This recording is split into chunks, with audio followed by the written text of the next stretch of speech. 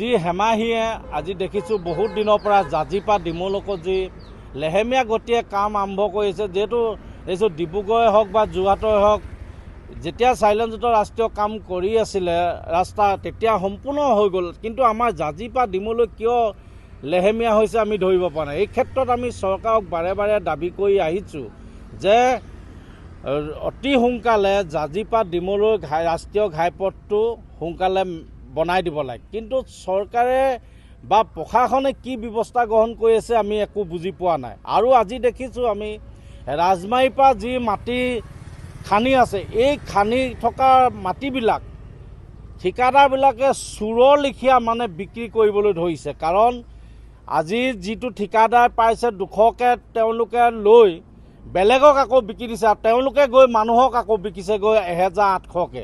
আৰু এইবিলাক ব্যৱসায়ী কৰি আছে যি দেখিছোঁ। যিহেতু চাইলেঞ্চযুক্ত ৰাষ্ট্ৰীয় ঘাইপথৰ যি মাটিবিলাক যিবিলাক খান্দি আছে, সেই খান্দিবিলাক চুৰ কৰি তেওঁলোকে এতিয়া বিকা পৰিকল্পনা কৰিছে আৰু তেওঁলোকে উঠি পৰি লাগিছে।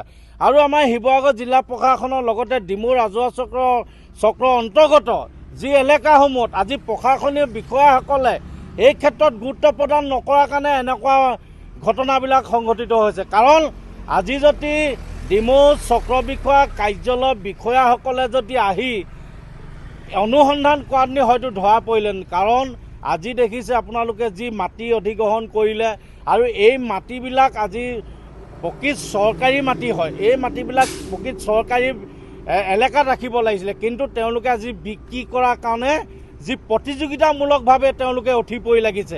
এই ক্ষেত্ৰত আমি অসমীয়া যুৱ মঞ্চই ধিক্কাৰ জনাইছোঁ। জিলা প্ৰশাসনক অতি সোনকালে ব্যৱস্থা গ্ৰহণ কৰিবৰ বাবে আমি দাবী জনাইছোঁ।